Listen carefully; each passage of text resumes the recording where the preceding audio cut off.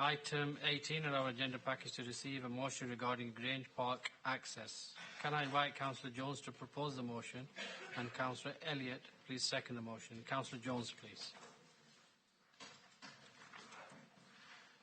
Thank you, Mr. Mayor. I think the motion and the action speak for itself, but I think we need to understand some of the background to the site to be able to make a judged opinion. So back in 1928, a landowner sold a piece of land we now know as Watson's Tip to the Watson's family. In the 1950s, the land passed to Mr. Watson Jr. before being sold to a company called MHH in 2001. Except for the 1928 conveyancing, the maps that detail the rights of access to the site have never ever been filed with the land registry. Residents have always believed that the only right of access to the land was under the iron bridge on Droppingwell Road as detailed in the 1928 plan. In 2016, the former director of Regen served a trespass notice on the company after they brought a drilling rig on site and cut the padlock to the access gate to prevent access. The company immediately claimed a right of access over the accessway some 100 metres further up Droppingwell than where we believe their legal right of access was. This was followed by a solicitor's letter from the company's in-house solicitor claiming the right of access and detailing the company's claim in an 8-page document. I managed to obtain a copy of that document, and the claims has several misleading statements and errors within it. I notified the council's legal team of this and asked for a meeting to discuss the issue. I was then told that the operator had supplied further evidence that backed up their claim. I asked to see this evidence and was told that it couldn't be shared because it was legally privileged. For over 5 years, I have been trying to obtain this information, but all attempts have been blocked. The right of access is being claimed under what's known as the doctrine of lost modern grant. This legislation has several conditions which must be met to be able to claim such a right. Firstly, you must have to prove that you have used the access for over 20 years without the landowner's permission. This condition cannot be met because the only use of the accessway has been between 1994 and 1997 with RMBC's permission to speed up the reinstatement works of Phase 1. So the claim on this ground fails. Secondly, the route must also be used on a regular basis, using the same mode of transport. This also cannot be proven. Prior to 1994, the only traffic to enter the site used the legal right of access and was usually local companies from pickups from local companies, not 30-ton wagons. They have never used that legal right of access until the period of 1994 to 1997 with the council's permission, and didn't return until 2018. So regular, consistent use of the access using HGVs cannot be proven. This raises the question, for what purpose would the operator claim to have used HGVs on the site that has no licence to operate? Again, this claim fails. Thirdly, the legislation says that the company has to have been led to believe that they have a right of access by the actions or statements of the council. They could claim that right. In the solicitor's statement, they claim that the plans submitted to the public inquiry in 1993, where Wimpy Waste appealed the planning permission refusal to the planning inspectorate, were actually plans prepared by the council for the director of planning, and that they showed a right of access along the access way. Anyone who serves on the planning committee will tell you that any factual detail or plans in any application are the responsibility of the applicant, not the council, to check. So at no point can this argument be used. Lastly, you cannot claim a right over land that you already have a legal right of access over. Again, this fails. The legal right under the Iron Bridge joins the same track some 200 metres into the site, so an assumed right of access cannot be claimed over that track. This just leaves two questions. What information has the operator supplied that brings the council to the opinion that he has a right of access? Without knowing this, the residents or the council cannot assess whether the information is falsified, something the operator has already admitted to doing in a court. and we cannot mount a legal challenge to stop what we believe is an illegal use of that access way. Secondly, if the contractor had a legal right of access, why are they covering up the right to use that access under the Iron Bridge in favour of a claimed assumed right over the access way? That one is easy. The legal route is not accessible for lorries, the type that they want to use, and would require planning permission that for safety reasons I assume would be rejected, and they know it. The residents have now spent just under £20,000 on legal advice to stop what we believe is the failings of the council to protect the residents' right to enjoyment of a public amenity. It's now time the council stepped up to the mark and properly scrutinised the information and challenged any false claims. If this chamber passes the motion, the extra evidence that they provided will be made public and could then be challenged in a court if needed, but would also show the transparency in the council's decision-making process, something that thus far we have failed to do. Thank you, Councillor John. Councillor Elliott, please. Thank you, Mr. Mayor. I rise to second this motion. Thank you. Members, please indicate if you wish to speak on the motion. I will take speakers in the order that I see the hands raised. Leader, please. Thank you, Mr. Mayor, and thank you, Councillor Jones, for the motion. I've said before on motions that we've received in this place that we shouldn't adopt statements that we don't know or at least believe to be true. And I suspect the reality is, in relation to many of the claims made by Councillor Jones, most members just don't know if that's right or not. I don't think that's a controversial thing to say.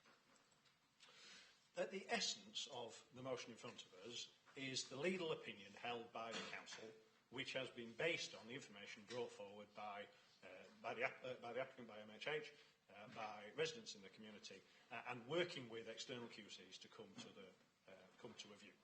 Now, call me old-fashioned, but I tend to think that when you bring in Queen's Counsel, King's Counsel to advise on these matters, they probably know what they're talking about. Doesn't mean they all agree, but it probably means that they know what they're talking about. Now, I know that Councillor Jones makes the claims here in good faith, and I am not in a position to adjudicate on whether those things are right or wrong. But in doing that, I don't think we can adopt the statement that's in front of us, so I can't recommend that we support it today. The evidence that the Council has suggests a right of access has existed since around 1965. It is referred to in documents, I understand, dating back to 1978 and to the 1992 planning document.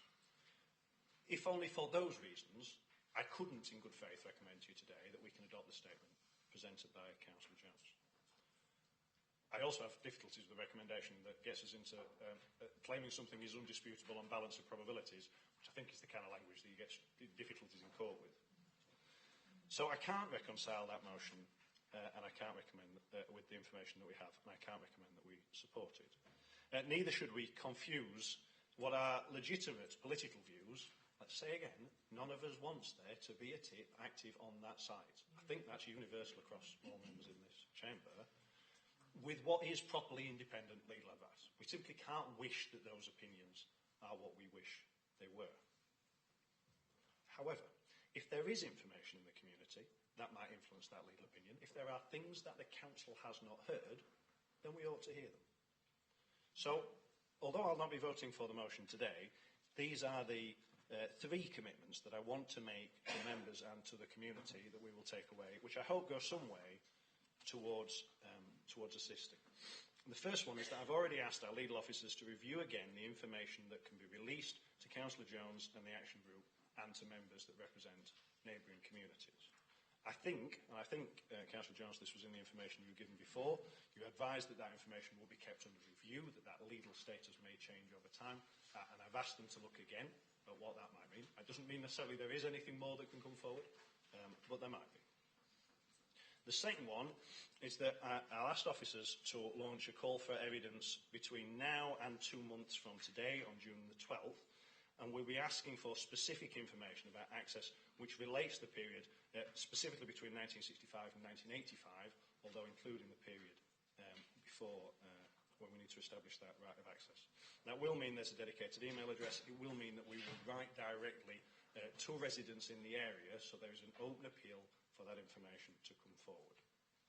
And at the end of that period, following due consideration of that information, whatever comes forward from the community, I will ask our legal staff to publish a further statement in the spirit of what is in the motion, updating on the council's position. If there's information that comes to light that changes the legal opinion, then that is good news. That furthers the agenda that we all have to try and stop the tip from being there. If there's not, then we just have to be honest and open with people that there isn't. So we'll ask our legal officers to publish that statement.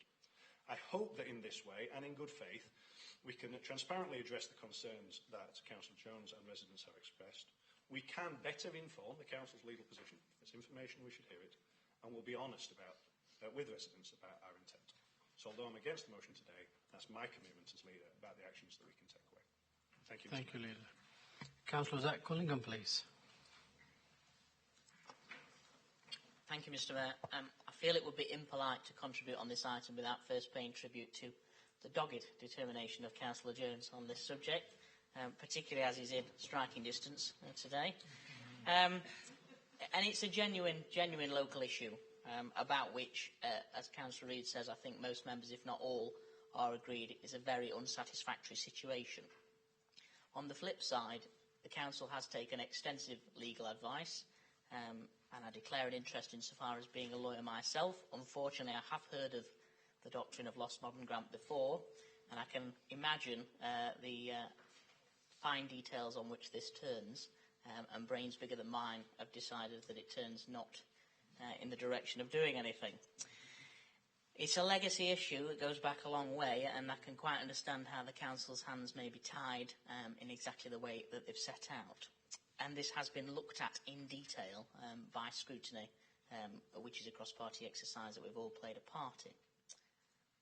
All that said, what is actually here, in terms of the wording, I think I can support, because it doesn't actually, as far as I can see, get us into any real quagmires. We're going to review the evidence we've got. That seems a sensible thing to do. Publish the Council's position. Well, I think the Council has done that, but clearly the fact that someone like Councillor Jones and the people behind him feel that the position of the Council isn't clear, isn't sufficiently explained, seems to me a reason to try and set it out in further detail. Appreciate there'll be limitations to what can be put out there, but it seems sensible to me that every effort is made to put more out there so that it can inform the work of people like the group that Councillor Jones is working with. And the public meeting, we covered this before from a different angle in a previous motion, but that seems to me something that really should happen. There's an obvious disconnect between what the public in the ward feel is the Council's position and the Council can or can't do, and what the Council can or can't do. And there needs to be that conversation that goes wider than just Councillor Jones bringing it here himself. And I don't see what officers or anyone else with the right support has to fear from a public meeting to explain that directly to the public, not through the medium of Councillor Jones.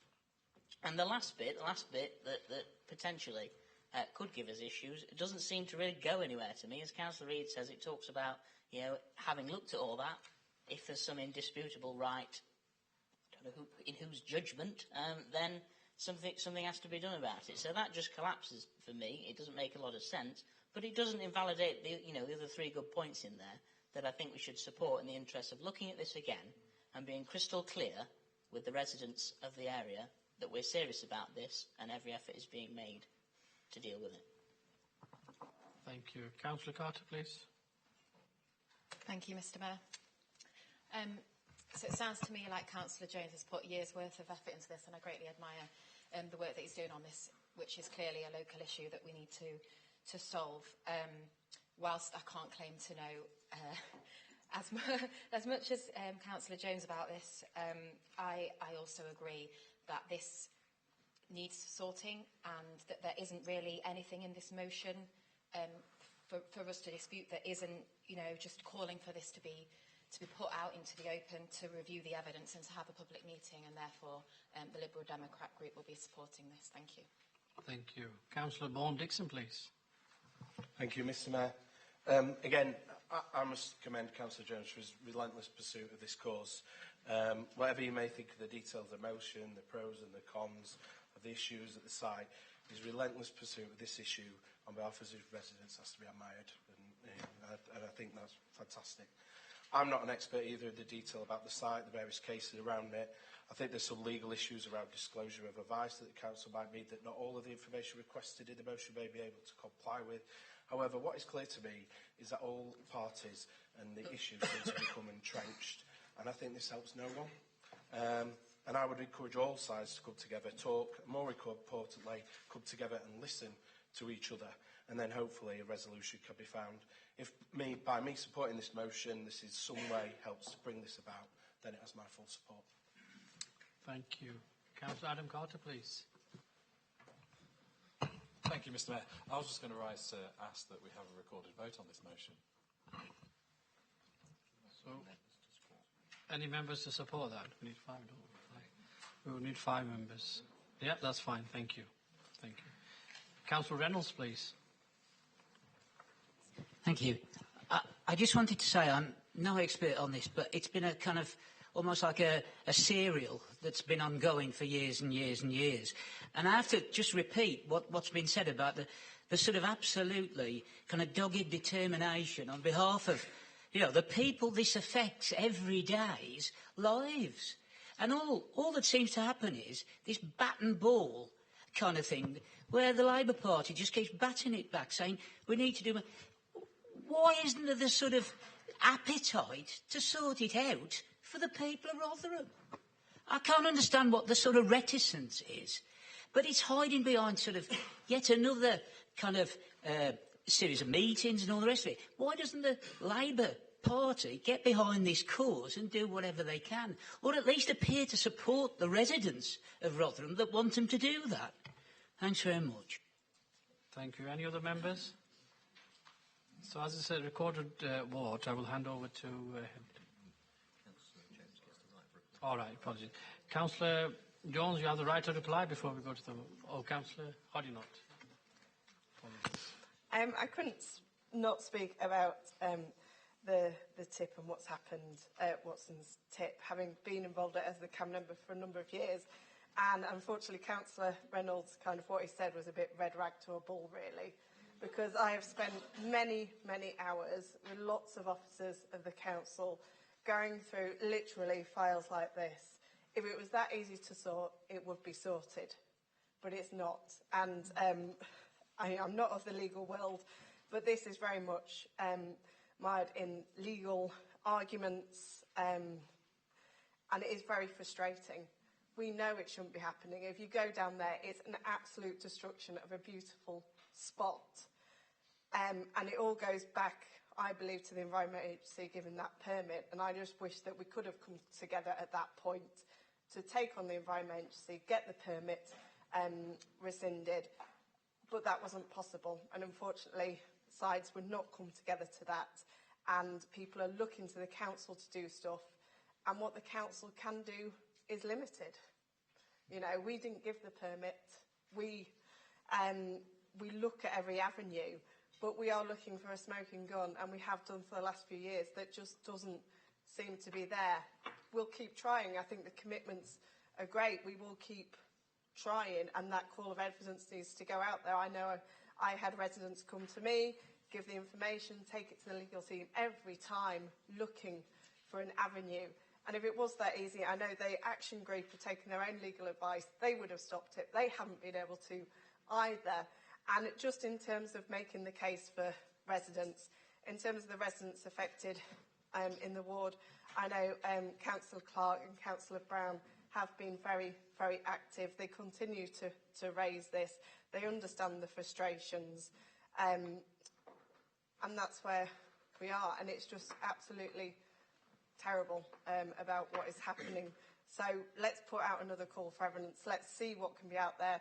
Any more information that can be released is very welcome. There's always that difficult position between not sort of laying out all your legal cards in case there is an avenue, but also being transparent as well. And that's been a complete nightmare to go through as well. But I just wanted to kind of give my reflections of that. It is a long-running issue. It has become very difficult. I think some of the personalities involved have made it very difficult and haven't worked together, and I personally have found that very, very frustrating. So maybe we can start a new leaf. Maybe we can take the argument to the Government and the Environment Agency as well, because I think that's a really important part of this as well. Thank you, Councillor Adinot. Any other members wish to speak? Councillor Peachley, please. Thank you, Mr Mayor. Yeah, it is a subject that is so important to everybody, not just Councillor Jones, not just to councillors here. It's important to everybody. It's happening in Rotherham. However, we did write to the Secretary of State and pleaded with the government to have support, and we still didn't receive any.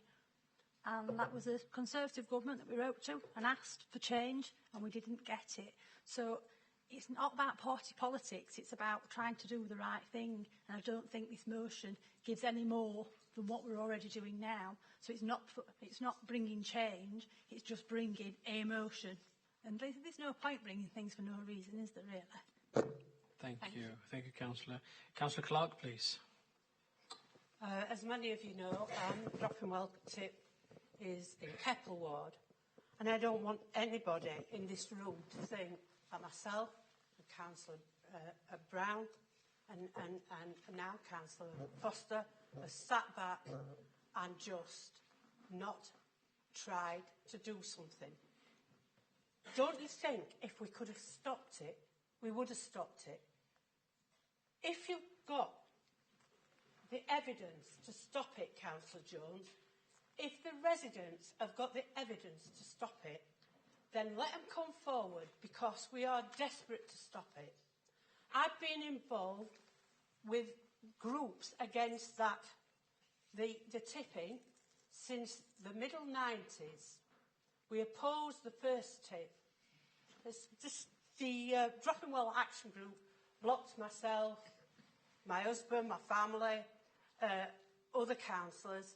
So we've no idea, well, we do actually, but I can't visibly see what is being said.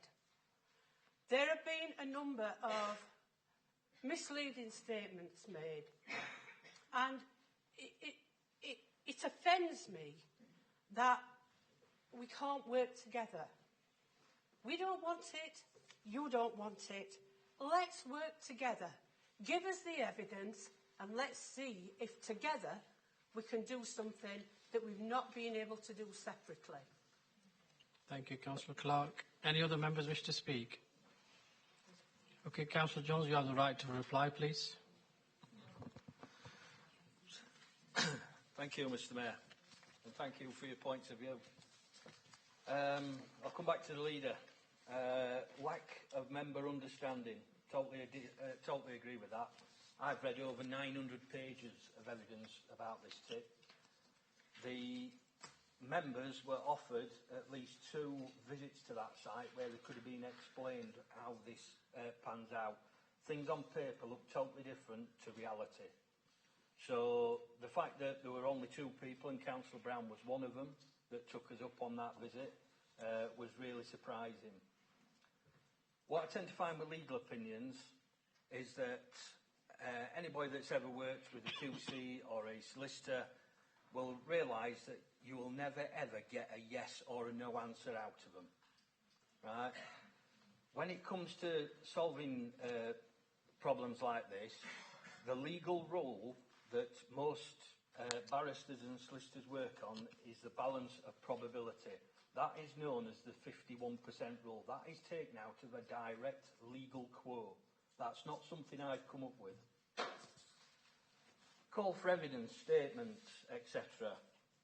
The Droppingwell Action Group are already underway with this, because we believe that the statements that we've already put in around the footpath issue, which has taken 5 years to nearly bring to a head, which starts in September at Riverside, go part way to prove our point that the access that was used on that site is not what this landowner is claiming.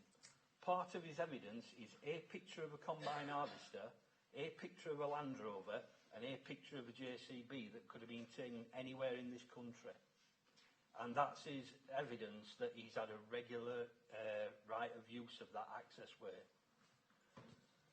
Scrutiny have seen less than a tenth of the information that the Dropping Well Action Group holds, so therefore it's not surprising that scrutiny hasn't picked up on a lot of the issues that we've looked into. The actions element of the motion were watered down. I will admit that. That has been taken out under advice from the monitoring officer. If it was up to me, and that was my land, or that was private land that was owned by another operator, within 28 days, this company would have had a writ served on them, stopping them from trespassing on that land. And the emphasis would have been pushed onto them. You now prove to me you've got a right of access. Because from the evidence that I've seen out of those 900 pages of evidence, there's not one bit that proves to that guy having a right of access. Yeah. Councillor Oddinott, we've had channels where we have tried to work with the council, and unfortunately, what we've now found, and this is how we've come to this motion eventually, is there is a certain amount of evidence that we need to finish the jigsaw puzzle. We've got a 1,000-piece jigsaw puzzle, and the council holds the last 20 pieces to it. Once that evidence is released, legal action will be looked at. We are now on the edge, after a 20 grand spend, of actually instructing a barrister to do an individual legal opinion. The difference with the evidence that will be passed to the barrister is it will include all the stuff that's been disseminated from the council, but it will also include the residents' evidence as well. They've walked this site for nearly 50 years. They know that these claims are pure fiction. So that evidence will also be given to the barrister. So when it goes to the barrister, he will now get an equal view, rather than just a one-sided view of an 8-page document that a solicitor's put together, which, to be quite honest, belongs in the world of Harry Potter. It is that outrageous, the actual claims that he's making. Councillor Jones, just like to remind you, you've got 30 seconds, please. Yep, no problem. 10 minutes. Councillor Pitchley, yes, the council is the person I keep coming back to. The main two people that could have stopped this is the EA and the government. Totally agree on that. The problem is you go to them two and both of them say it's well within the council's powers to stop this. That is why I keep coming back to the council. Thank you. Thank you, Councillor Jones. Members, having debated the motion, I propose a seconder. We shall now move to a vote, and I should hand over to the Head of Democratic Services to register the vote. Thank you. Thank you, Mr. Mayor. Members, please confirm if you're voting for, against or wishing to abstain. Alam? Against. Allen? Against. Andrews? Against. Atkin? Against. Aveyard? Against. Bacon? For. Baker Rogers? Against. Ball? For. Bohm Dixon? For. Beck? Against. Bennett Sylvester? For. Brooks? Brown? Against. Burnett? For. Adam Carter? For. Charlotte Carter? For. Castledown-Tack? Excuse me. Clark? Against. Tom Collingham? For. Zach Collingham? For. Cooksey? Against. Cowan? Against. Cusworth? Elliott? For. Ellis? Against. Fisher? For. Foster? Against. Griffin? Against. Helene? Against. Havard? Against. Hoddinott? Hughes? Against. Jones? Keenan? Against. Mr. Mayor? Against. Lilliot? Against. McNeely? Mills? For. Myro? For. Monk? Against. Pitchley? Against. Reid? Against. Reynolds? For. Roach? Shepherd? Sansom? Charmy? Taylor?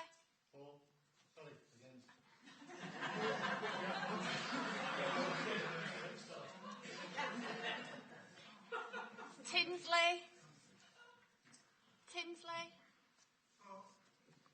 Wilson? Wyatt?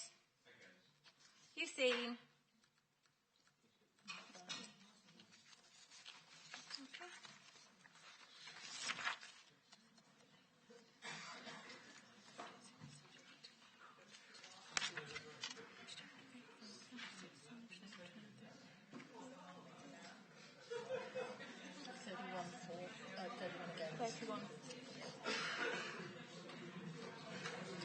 And what you've got for?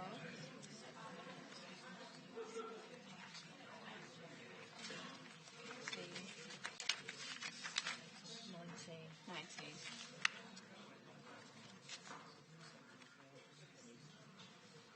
I've got 19 for and 31 again. Get that to 19, so that's 5, 7, 15, 19, and 31, you say? Yeah. 5, 21, 31. Thank you, members. That is concluded, and the motion is lost. Thank you.